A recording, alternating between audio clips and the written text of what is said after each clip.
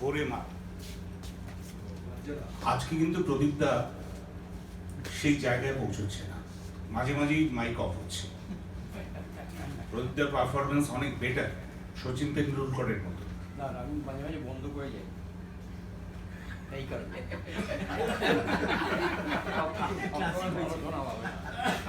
মাঝে মাঝে খারাপ শোনা ভালো।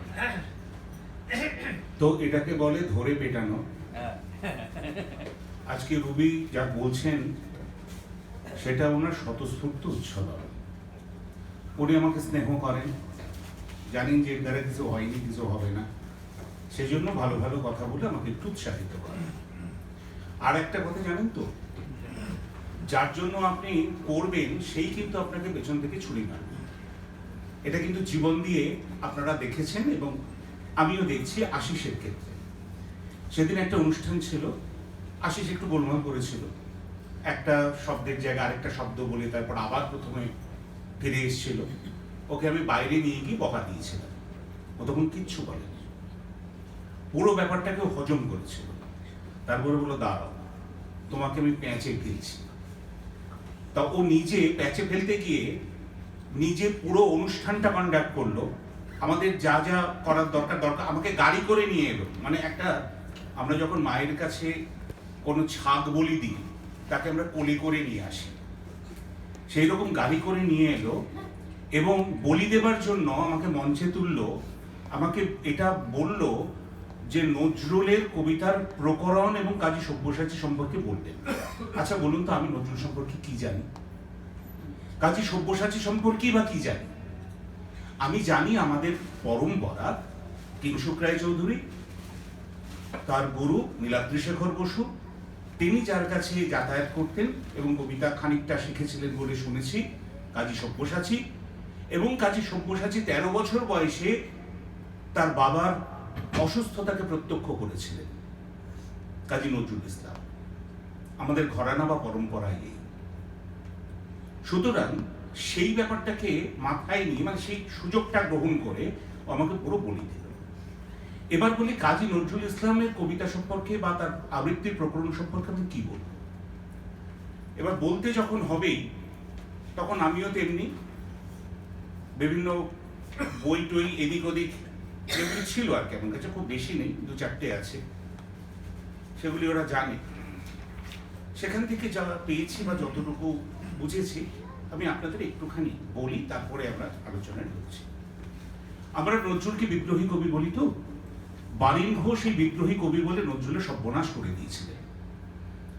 অরবিন্দের ভাই, অরবিন্দ ঘোষের ভাই বারিন ঘোষ, বিদ্রোহী কবিতা যখন বেরিয়েছিল বিজলী পত্রিকায়, সেটা পড়ে তিনি তাকে বিদ্রোহী কবি বলে সম্বোধন করেছিলেন। এবং তার থেকেই আমরা একটু হুজুগ পছন্দ করি, আমরাও তাকে বিদ্রোহী কবি বলে মেনে নিতে শুরু করলাম এবং সেই নিয়ে তাকে আমরা বিদ্রোহী কবি বলেই চিহ্নিত করলাম। কিন্তু তার প্রেমের কবিতা, তার আধ্যাত্মিক গান, তার দুঃখের কবিতা আমরা কেউ চিন্তাও করলাম না। তিনি বলছেন, নিত্য আমায় আড়াল করে আমার হাতের লেখা দিয়ে, আমি বিনে সবাই বাঁচে আমার গানের সুধা পিয়ে, শিরান করি জোছনা ধারায় আকুল যখন 10 দিশি, কলঙ্ক তার বুকে নিয়ে জাগেরে চাঁদ একলা নিশি, আমার হাতের বজ্র আঘাত তারই সবাই রাখলো চিনে, জানলো না বাজ গর্জে কেন চোখের জলের বাদলা দিনে। তার কেন বিদ্রোহী সত্তা? আপনারা তো বিদ্রোহী সবাই করেছেন, নিদেনপক্ষে শুনেছেন। বলুন তো, বিদ্রোহী কবিতায় বিদ্রোহ কোথায় কোথায় আছে? কোথায় তিনি বিদ্রোহী হয়েছেন এটা আমাকে একটু বলুন। আর এখানে আমি প্রদীপদাকে বলি, প্রদীপ দাসকে বলি, 3 মাত্রায় শাসাঘাত প্রধান ছন্দ হয় না, তিনি চেনি বলে থাকুন। রবনা, এই রব শব্দ হচ্ছে যুগ্ম বর্ণ এবং যুগ্ম বর্ণ মিলে হচ্ছে 1 মাত্রা, যুগ্ম বর্ণ মিলে হচ্ছে 1 মাত্রা। শাসাঘাত প্রধান ছন্দ 4 মাত্রা এবং 5 মাত্রায় হয়, 3 মাত্রায় হয় না। তিনি যিনিই বলুন। সুতরাং এই জিনিসগুলো আমরা একটু জেনে নিয়ে বলবো। আর আশিসের আরেকটা বড্ড গোলমাল করেছে, সে আমাকে এখানে হাজির করেছে, কিন্তু আমার ক্রাইটেরিয়া বিচার করেছে কিনা আমার যথেষ্ট সন্দেহ আছে। আমি যে এই কথাগুলি বলে ফেলবো না এই সম্পর্কে কিন্তু আমাকে নিশ্চিত করেনি,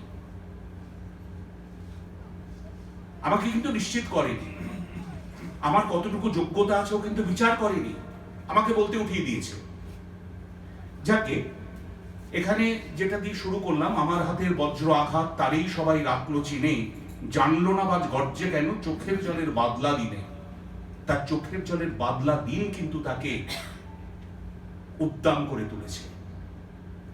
তিনি কোথাও বিদ্রোহ করেননি। কাজী আব্দুল ওদুদ কি বলছেন আমরা একটুখানি শুনে নিই, খুব সংক্ষিপ্ত ভাবে শোনেন। বিদ্রোহী কবিতাটি প্রকৃতই কোনো বিদ্রোহের বাণী বাহক নয়। এর মর্ম কথা হচ্ছে এক অপূর্ব উন্মাদনা, এক অভূতপূর্ব আত্মবোধ। সেই আত্মবোধের প্রচণ্ডতায় ও ব্যাপকতায় কবি উচ্চকিত, প্রায় দিশেহারা। এর মনে যে ভাব সেটি এক সুপ্রাচীন তত্ত্ব। সোহম শৃণ্বন্ত বিশ্বে অমৃতস্য পুত্রা, যত্র জীব তত্র শিব প্রভৃতি বাণীতে তা ব্যক্ত হয়েছে। সুফির আল হক বাণীতেও সে তত্ত্ব আছে। নাট্যকার শচীন সেনগুপ্তের মতে শ্রী অরবিন্দের কলকাতার শিষ্যদের সাহচর্যে কবির সোহম তত্ত্বের দৃঢ় স্থিতি ঘটে। আমাদের এটা কিন্তু একটু মাথায় রাখতে হবে। আমরা নজরুলকে সাম্যবাদী কবি বলে জানি, বিদ্রোহী কবি বলে জানি এবং ভুল জানি। সাম্যবাদ তার অনেক কবিতার একটা অংশ মাত্র। আমরা তাকে কমিউনিস্ট কবি বলি, ভুল বলি। মুজাফফর আহমেদের সঙ্গে তার বন্ধুত্ব হয়েছিল ঠিকই, কিন্তু তিনি সেই দর্শন গ্রহণ করেছিলেন কিনা সেটা গবেষকরা বলবেন, সমালোচকরা বলবেন। তিনি বলছেন গাহি সাম্যের গান, তিনি সাম্যবাদকে প্রচার করেছেন। আবার তিনি বলছেন নিপীড়িতা পৃথিবী ডাকে জাগো চণ্ডিকা মহাকালী। তিনি বলছেন আজ রণরঙ্গিনী জগৎ মাতার দেখ মহারণ, 10টিকে তার 10 হাতে বাজে 10 প্রহরণ। পদতলে লুটে মহিষাসুর, মহামাতা ওই সিংহ বাহিনী, জানায় আজিকে বিশ্ববাসীকে শাশ্বত নহে দানব শক্তি, পায়ে পিষে যায় শির পশু। তাহলে কোনটা তিনি? কোন একটা বিশেষ বিশেষণে দেগে দিলে কবিকে অসম্মানিত করা হয়, যেটা এত কাল করা হয়েছে। কখনো বলা হয়নি নজরুল তন্ত্র শাস্ত্রে দীক্ষিত হয়েছিলেন। বরদাচরণ মজুমদারের কাছে তিনি ভগবান গোলার একজন প্রধান শিক্ষক ছিলেন, তার কাছে তিনি দীক্ষা নিয়েছিলেন, তিনি সবিকল্প সমাধি গ্রহণ করেছিলেন। এবং ভগবান গোলায় যখন তার গুরু মৃত্যু শয্যায়, তিনি বলছেন আমি আর 11 দিন দেহে আছি, তখন নজরুল চেষ্টা করেছিলেন একটি অতি জটিল প্রক্রিয়াকে অবলম্বন করে, অতি জটিল তন্ত্রশাস্ত্রকে অবলম্বন করে তার গুরুর প্রাণকে ফিরিয়ে দিতে পারেননি। 11 দিন পরে, যেদিন তিনি ঘোষণা করলেন, তার 11 দিন পরে বরদাচরণ মজুমদার দেহত্যাগ করলেন। তিনি যোগমার্গে এতটাই উন্নত ছিলেন যে তিনি নজরুলের ছেলে বুলবুলের 4 বছর বয়সে মৃত্যুর পর তাকে আবার পুনর্জীবিত করে তার সামনে এনেছিলেন। এটা নিয়ে যুক্তিতর্ক করলে হবে না, আপনারা প্রমাণ করতে পারবেন না এই ঘটনা ঘটেনি। নজরুল নিজের কথায় বলছেন আমার ছেলে মারা গেছে, আমার বোন তীব্র পুত্র শোকে যখন ভেঙে পড়ছে, ঠিক সেই দিনই সেই সময় আমার বাড়িতে হাসনাহেনা ফুটেছে, আমি প্রাণ ভরে সেই হাসনাহেনার গন্ধ উপভোগ করেছিলাম। তিনি রূপকে বলছেন। কবিরা অনেক সময় সচরাচর সবকিছু বলেন না। কবি এখানে ব্যঞ্জনায় বলছেন আমি সেই হাসনাহেনার গন্ধ উপভোগ করেছিলাম। বুলবুল তার কাছে 3-4 মিনিট ছিলেন, তার নিজের একটা ওয়ার্ড্রপ ছিল, সেখানে তার পুতুল ছিল, সেই পুতুলগুলিকে নিয়ে তিনি নাড়াচাড়া করছিলেন। যখন নজরুল তার দিকে ছুটে গেলেন, তাকে কোলে তুলতে গেলেন, বরদাচরণ মজুমদার বলেছিলেন ওকে স্পর্শ করো না, স্পর্শ করবে না, স্পর্শ করলে সে তোমার সামনে থেকে হারিয়ে যাবে। নজরুল সে কথা ভুলে গিয়েছিলেন। নজরুল বুলবুলকে যখন কোলে তুলতে গিয়েছিলেন, ডানকুনির বাড়িতে ঘটনা ঘটেছিল, তখন কিন্তু বুলবুল তার চোখের সামনে থেকে হারিয়ে গিয়েছিল, দরজা দিয়ে হেসে বেরিয়ে গিয়েছিল, তাকে আর কোনোদিন দেখেননি। নজরুলের এই ভাষ্য যদি মিথ্যা হয় তাহলে নজরুল সাম্যবাদী। পুনর্জন্মকে তিনি যদি স্বীকার না করে থাকেন তাহলে তিনি সাম্যবাদী। শুধু সাম্যের গান গাই বলেই তিনি সাম্যবাদী নন। তার কবিতায় বিদ্রোহ, সেটা আসলে বিদ্রোহ নয়, সেটা আসলে চোখের জল। বুদ্ধদেব বসুর কথা বলে গেছে আশিস, সেখানে বলেছে বুদ্ধদেব বসু নজরুলের কবিতাকে হইচইয়ের কবিতা বলছেন। বলছেন কবিতায় যত আবেগ বেশি তত পুষ্টি নেই। কথাকে অস্বীকার করি না আমরা। নজরুলের কবিতায় গভীরতা নেই। রবীন্দ্রনাথের সঙ্গে যদি আমরা তুলনা করি, রবীন্দ্রনাথ যখন বলেন এই জ্যোতি সমুদ্র মাঝে যে শত দলপদ্ম রাজে, তারই মধু পান করেছে ধন্য আমি তাই। বিশ্বাস করুন এই কথার মানে আমি আজও বুঝিনি। যে শতদল পদ্ম রাজে তারই মধু পান করেছি, কি করে বুঝবো সে কথা? আমি তো সপ্তচক্রে পারদর্শী নই, আমি তো মূলাধার থেকে সহস্রার পর্যন্ত আমি তো ভেদ করিনি। তাহলে কি করে বুঝবো এর অর্থ? কি করে বুঝবো এর ব্যঞ্জনা? সম্ভব নয়। কিন্তু এটা উপলব্ধির ব্যাপার। নজরুলের ভেতর এই ধরনের গভীরতার কবিতা বিশেষ নেই, আছে তার গানে। আছে তার গানে। তিনি 10 মহাবিদ্যার কথা বলে গেছে। সন্দীপ বাবু বলেছেন তিনি কালীর সাধক ছিলেন। মুসলিম ধর্ম অবলম্বন করেও তিনি কালীর সাধনা করেছেন, চণ্ডীর সাধনা করেছেন। তিনি অথর্ববেদ বারবার পড়েছেন। গত 40 বছরে কিন্তু আমাদের সামনে সেসব আসেনি। তাকে একটা বিশেষ রঙে রাঙিয়ে দেওয়া হয়েছে, ভুল শিক্ষা দেওয়া হয়েছে। তাই জন্য তার কবিতা যখন আমরা করব, এবার কাজী সব্যসাচীর কথায় আসি, তখন কিন্তু টেনে টেনে বড় করে করে কবিতা বলার কোনো অবকাশ আমাদের নেই। যখন আমরা অক্ষরবৃত্ত ছন্দে কবিতা বলবো, যৌবনের রাগ রক্ত লেলিহান শিখা 8-6, যৌবনের রাগ রক্ত লেলিহান শিখা জ্বলিয়া উঠিবে কবে ভারতে আবার, জনতার ধূমপুঞ্জ বিদারণ করি। 8-6 কবিতা, অক্ষরমাত্রিক কবিতা। অক্ষরমাত্রিক কবিতার বিষয় হচ্ছে বিলম্বিত লয়। সেদিন ফেসবুকে প্রদীপ বাবু একটা অসাধারণ লেখা লিখছেন, আজকে আমার রুদ্ধ প্রাণের পল্ললে বান্ডেকে ওই জাগলো জোয়ার দুয়ার ভাঙা কল্লোলে। পল্লল শব্দের অর্থ কি? পল্লল শব্দের অর্থ হচ্ছে বদ্ধ জলা। আমাদের হৃদয়টা বদ্ধ জলার মতন, ঠিক যদি বলে থাকি, বদ্ধ জলার মতন দূষিত হয়ে গেছে। আমরা সেটা মানে জেনে কথাটা বলছি না। একটু অন্য প্রসঙ্গে যাই। সতীন্দ্রনাথ দত্তের শাশ্বতী কবিতা একটা লাইন আছে, তোমার নিবিদে বাজাবো না ঝুমঝুমি, নির্বোধ লোভে যাবে না ভাবনা মিশে। নিবিদ শব্দের অর্থ কি? আমি ছোট বড় মাঝারি celebrity, half celebrity, quarter celebrity বহু লোককে জিজ্ঞাসা করেছি। কেউ বলেছে উট পাখির ঝুমঝুমি, কেউ বলেছেন কোন বাজনা। নিবিদ শব্দের অর্থ কেউ আমাকে জবাবটা দিতে পারেননি।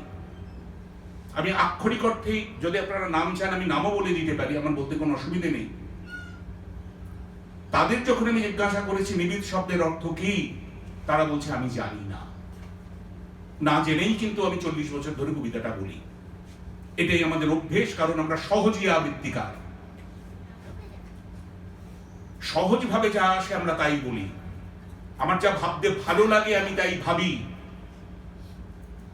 সেটা কিন্তু সব্যসাচী করেননি, যদিও কেউ কেউ আমাদের আবৃত্তি একাডেমির সিনিয়রদের কেউ কেউ তাকে ব্রেনলেস আবৃত্তিকার বলে থাকেন।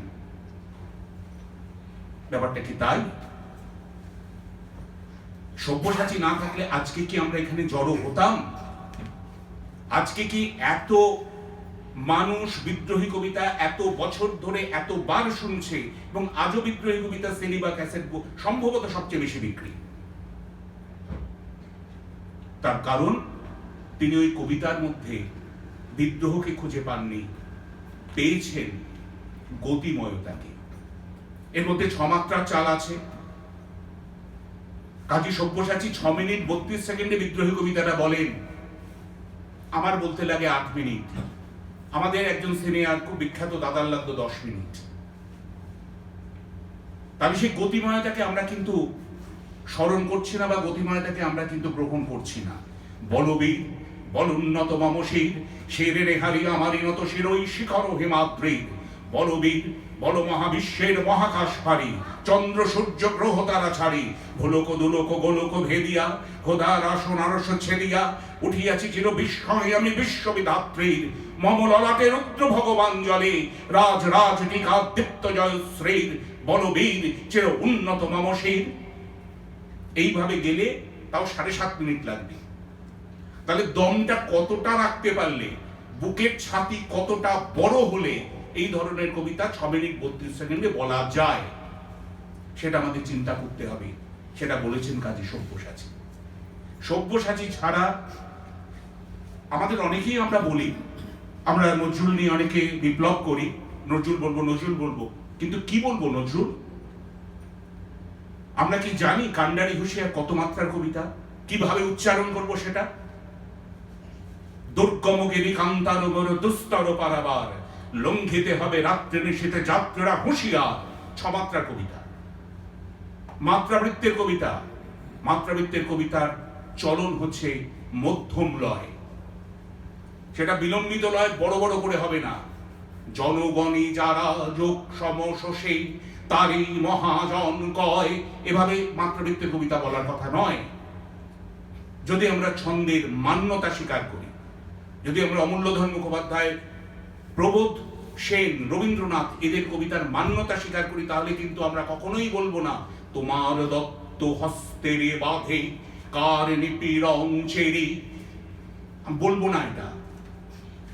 6 মাত্রার কবিতা বলতে হবে মাঝারি লয়ে, মধ্যম লয়ে।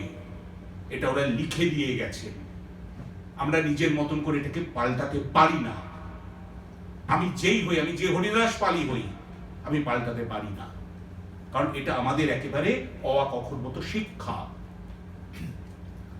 সেই জন্য কাজী নজরুলের কবিতায় আমাদের দেখতে হবে যে আমরা কি ধরনের কবিতাটা বলছি। নজরুলের বহু রকম কবিতা আছে, আমাদের ছন্দটাকে বুঝতে হবে। নজরুল যখন তোটক ছন্দে কবিতা লেখেন, যখন তুনক ছন্দে কবিতা লেখেন, যখন ব্যাঘ্র বিরিকৃত ছন্দে কবিতা লেখেন, মঞ্জু ভাসিনী শব্দে কবিতা লেখেন, তখন তার পড়ার রীতিটা আলাদা। আবার যখন তিনি আরবি ফার্সি শব্দকে ব্যবহার করে কবিতার মধ্যে আনছেন, বিশেষ করে বিদ্রোহের মধ্যে আনছেন, তখন তার বলার রীতিটা আলাদা। কারণ আরবি ছন্দের মূল বৈশিষ্ট্য হচ্ছে তার গতিময়তা। এবং আপনি কাজী সব্যসাচীকে দেখুন, নজরুলের কবিতাগুলি তাদের পরপর পরপর আপনারা এখন তো ইউটিউবে শুনবেন, ইউটিউবে গিয়ে শুনুন। জাতের নামে বজ্জাতি সব জাতজালিয়াত খেলছে জোয়া, ছুলেই তোর জাত যাবে জাত ছেলের হাতের নয় তো মোয়া। হুঁকড় জলার ভাতের হাড়ি ভাবলি এতেই জাতির জান, তাই তো বেকুব করলি তোরা এক জাতিকে 100 খান। এইভাবে বলছেন।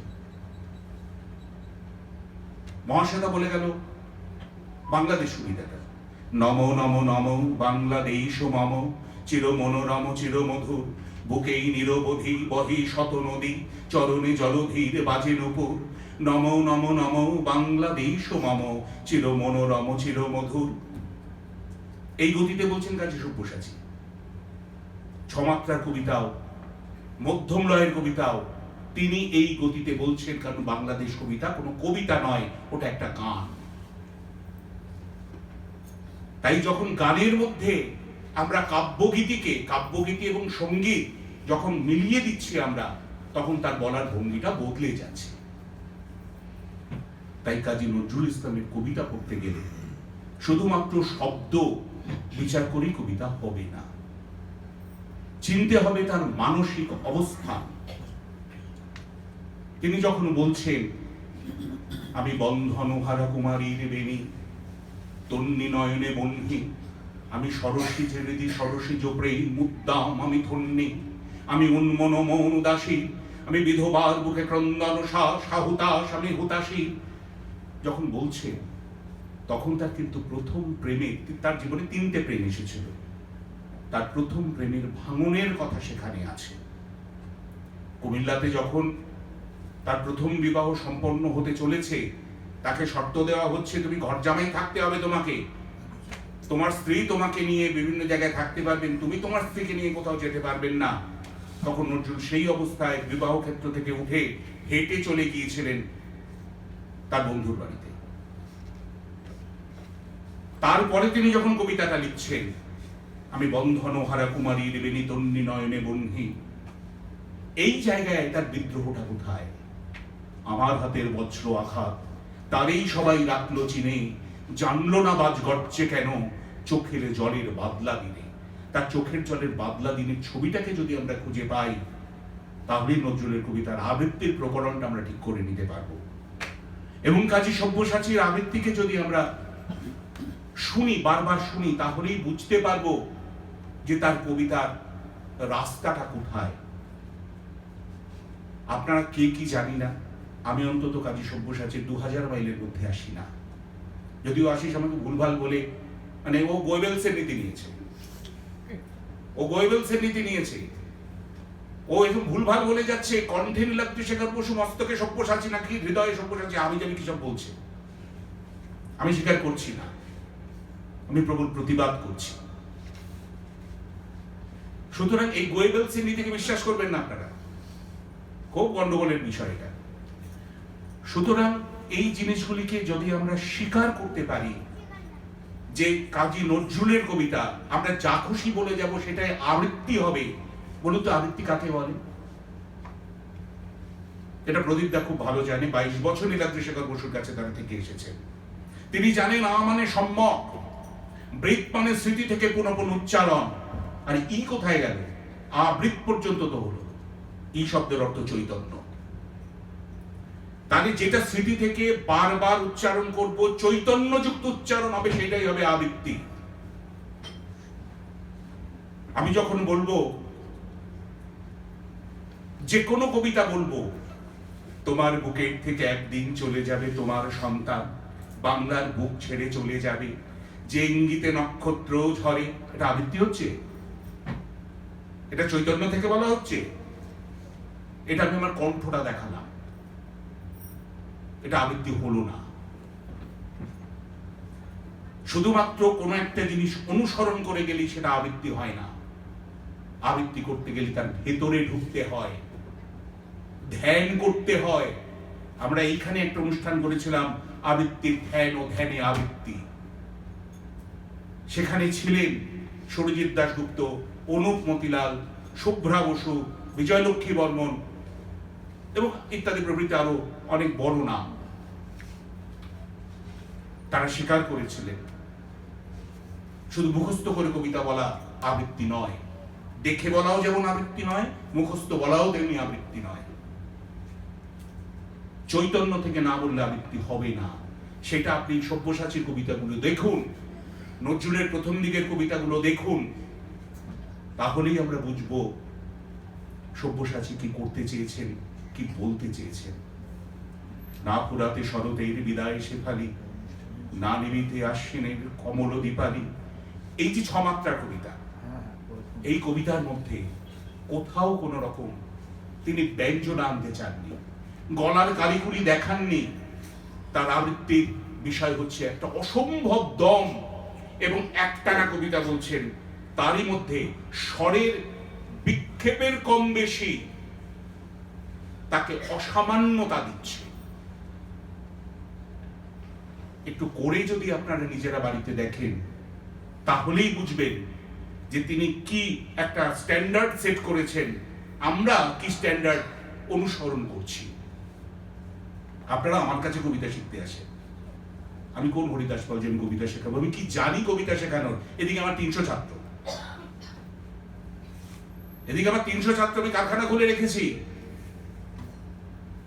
এলেই নিয়ে নি। হবে না, এইভাবে আবৃত্তি শেখানো যায় না। আবৃত্তি শেখানোর যোগ্যতা অর্জন করতে গেলে সাধনা করতে হয়। শুধু কে কি বলেছেন তার নোট খুলে, আমার স্যার কি বলেছেন তার নোট খুলে আমি সেটা আপনাদের সামনে শুনিয়ে দিলাম, সেটা আবৃত্তি হবে না দাদা, এটা বুঝতে হবে। সুতরাং আশিস আমাকে অনেকক্ষণ ধরে বধ করার চেষ্টা করছে, কিন্তু আমি বধ হলাম কিনা আমি জানি না।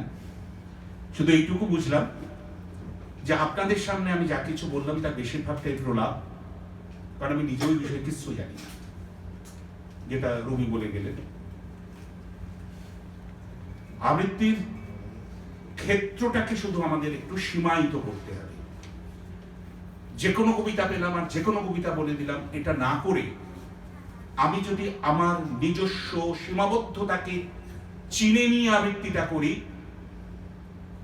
কবিতাটা করি, তাহলেই কিন্তু সেটা একটা কিছু তৈরি হবে। আমি রবীন্দ্রনাথও করব, নজরুলও করব, শুভদাস গুপ্তও করব, জয়দীপ চট্টোপাধ্যায় করব, হবে না। হেমন্ত মুখোপাধ্যায় কিন্তু রফির গান করেননি, সৌম্য মিত্র কিন্তু বিদ্রোহী বলেননি, কাজী সব্যসাচী কিন্তু মধুবংশীর কলি বলেননি। কেন? তারা নিজেদের সীমাবদ্ধতাকে চিনতে।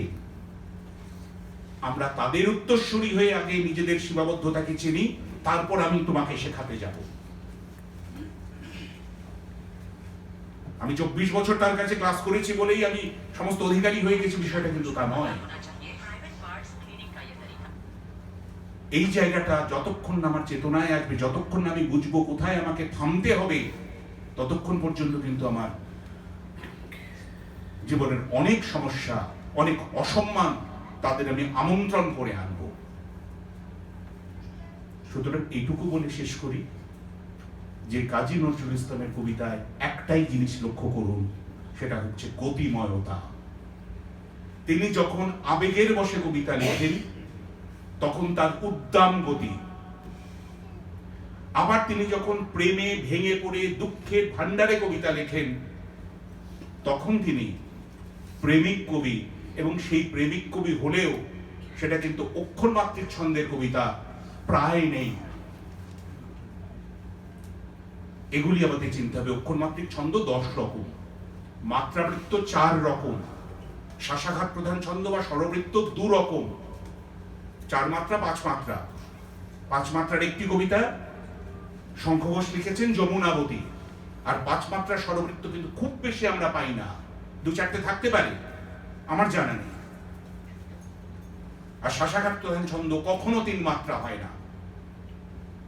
এটা কিন্তু আমাদের চিনতে হবে বা বুঝতে হবে। অমূল্যধর মুখোপাধ্যায়কে বাড়িতে খুলে দেখুন, প্রবোধ সেন বাড়িতে খুলে দেখুন, আর বাকি যা আছে সেগুলি সব তাদের থেকে টোকা।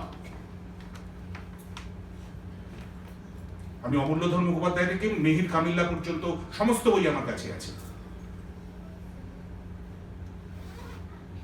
তো এই জায়গা থেকে কাজী সব্যসাচীর অনুসারী যারা বা নীলাদ্রি শেখর বসুর অনুসারী যারা, তারা গতিকে অর্জন করুন। আমার বয়স হয়ে গেছে তাই আমি দম পাচ্ছি না, তাহলে কবিতা বলার দরকার কি?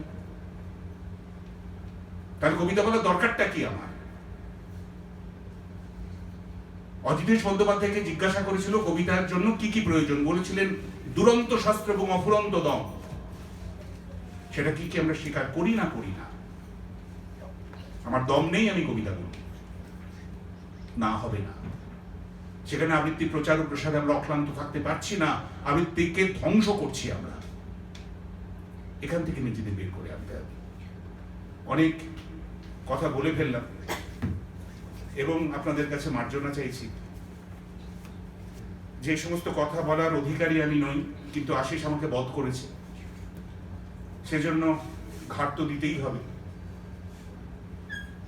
তাই আপনাদের কাছে এটুকু বলে গেলাম যে কাজী নজরুল নিয়ে আরেকটু ভাবুন, ভেবে কথা বলুন, ভেবে চর্চা করুন। তাকে কোনো একটা রঙে রাঙিয়ে দেবেন না। তিনি যেমন প্রেমের কবি নন, তিনি যেমন বিদ্রোহী কবি নন, তিনি সাম্যবাদী কবি বা কমিউনিস্ট কবি নন। তিনি একজন কবি, বিভিন্ন রঙের কবি, বিভিন্ন সত্তার কবি, যিনি সমস্ত কিছুকে একসঙ্গে নিয়ে তার গান রচনা করেছেন। যখন পরপর তার কবিতা ব্যান হচ্ছে, ইংরেজ সরকার যখন নিষিদ্ধ ঘোষণা করছেন, তখন তিনি খাবেন কি? তার পেট চালানোর জন্য তিনি দশমহাবিদ্যার গান করছেন, শাক্তগীতি পদাবলী রচনা করছেন। এবার বলুন, শাক্তগীতি পদাবলী কি বস্তু?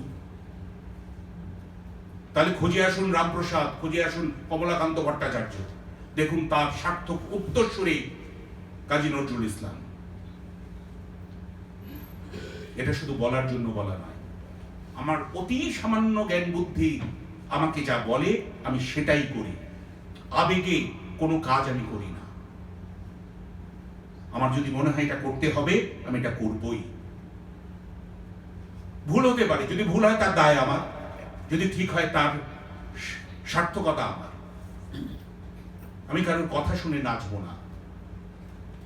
নজরুল ইসলাম করতে গেলে আমাদের কিন্তু এই সত্তাটা মনে রাখতে হবে, কারার ওই লৌহ কপাট ভেঙে ফেল করলে লোপাট। আমাদের চিন্তার কারাগারকে ভেঙে নতুন করে নজরুলকে বিশ্লেষণ করতে হবে, তার ধ্যানমগ্নতাকে ভাবতে হবে। দিলীপ কুমার রায় লিখছেন, তিনি জাহাজ থেকে নামছেন, দিলীপ কুমার রায় তাকে আনতে গেছেন, বলছে যোগ করে করে কাজী নজরুল ইসলাম এখন স্বর্ণবর্ণ ধারণ করেছেন,